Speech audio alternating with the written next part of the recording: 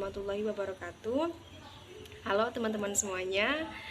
Gimana nih kabarnya? Kita sudah terhitung sekitar 6 hari berpuasa, dimulai pada hari pertama, hari Sabtu, hingga saat ini. Semoga puasa teman-teman semuanya berkah dan lancar.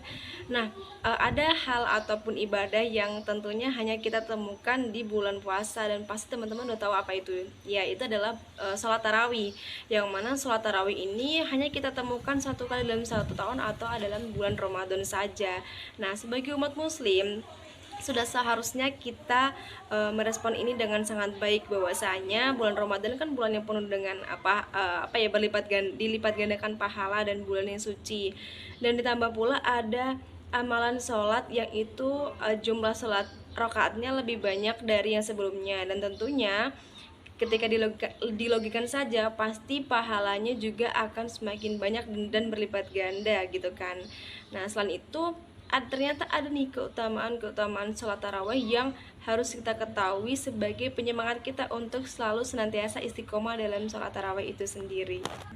Nah, diantaranya adalah sholat tarawih itu bisa menggugurkan dosa-dosa kita yang telah lalu. Nah, dalam sebuah hadis disebutkan bahwasanya sholat tarawih ataupun qiyam di sini bisa menggugurkan dosa-dosa kita yang telah lalu, baik dosa besar maupun dosa kecil. Namun ada beberapa juga yang yang berpendapat bahwasanya digugurkannya hanya dosa kecil. Namun terlepas dari itu semua, itu menjadi sebuah penyemangat buat kita. Nah, ketika kita melaksanakan sholat tarawih satu malam ataupun sholat tarawih secara penuh dan selesai, maka itu akan menjadi salah satu jalan untuk menggugurkan dosa-dosa kita. Nah, untuk keutamaan yang kedua adalah salah satu hadis dari sahabat Abu Dzar radhiyallahu anhu. Rasulullah shallallahu alaihi wasallam bersabda, barang siapa yang sholat bersama imam sampai ia selesai, maka ditulis untuknya pahala qiyam satu malam penuh. Hadis riwayat An-Nasa'i 1605, Tirmizi 806, dan disahihkan oleh Albani. Nah, dari hadis ini kita sebagai umat muslim itu dianjurkan untuk sholat tarawih secara berjamaah.